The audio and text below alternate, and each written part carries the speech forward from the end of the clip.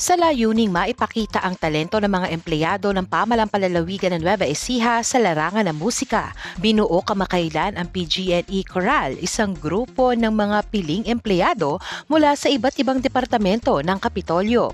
Sa ilalim ng gabay ni Coach Maria Reyna May Tuazon, unti-unti nang nahuhubog ang 27 miyembro ng grupo. Ayon kay Coach Tuazon, naging maayos ang audition process sa tulong ng HR department at hindi umano niya inasahan na madami ang gustong sumali. Kaya laking tuwa niya dahil maraming empleyado ang may interes sa musika. Sa pagpili naman ng 27 miyembro, katuwang niya ang 3 miyembro ng Nueva Ecija Singing Ambassadors at 2 pangunahing bagay ang kanilang tinignan sa mga sumubok. Ito ay ang commitment at ang vocal ability.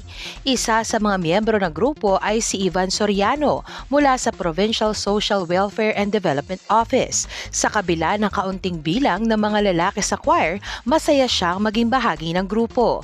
Karamihan aniya sa mga lalaki mas interesado sa banda, ngunit kung may proper training ay maganda rin umanong subukan ang ibang genre ng music. Yun siguro yung isang kailangang gawin, hindi lang sa Nueva Ecija, kung hindi sa buong Pilipinas na ma-showcase yung mga talent, no?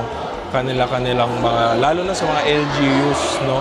So underappreciated kasi ang art, lalo na kung sa music. So parang di nila tinitingnan yun as part ng expression dahil parang, alam mo na, so merong stigma na kapag sa music is hindi siya related sa work.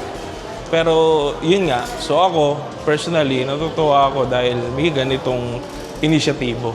Si Krisha Ira Nicolas naman, isang Community Affairs Officer sa Provincial Accounting Office, ay nagsabing blending ng boses ang naging hamon para sa kanya.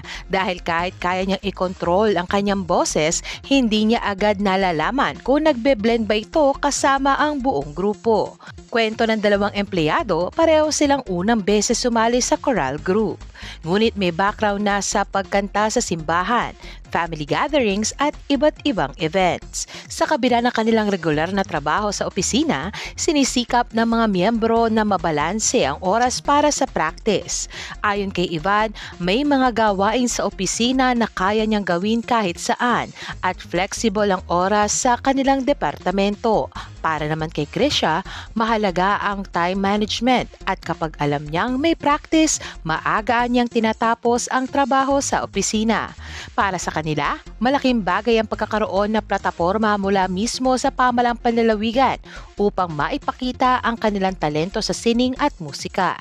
I'm very thankful po ako, lalo na sa ating governor, na talagang sinusuportahan tayo sa ating, kumbaga ito ay something na dapat binibigyan talaga ng pagpapahalaga sa kahit saang sektor ng lipunan, ano? And we are privileged to be part of this and at the same time to be supported by our government. So maraming salamat po. I hope din po na sa mga susunod pa po ng mga proyekto, magkaroon pa po tayo ulit ng mga collaborations na pwede nating gawin para lalo natin mapalawig yung culture and arts natin dito sa ating probinsya, kasi sobrang daming magagaling po dito. Kailangan lang talaga ng mga mag-o-open ng opportunities at mga taong susuporta sa atin. So maraming salamat po kay Governor, kay Vice Gov, and the entire provincial government po ng ating probinsya.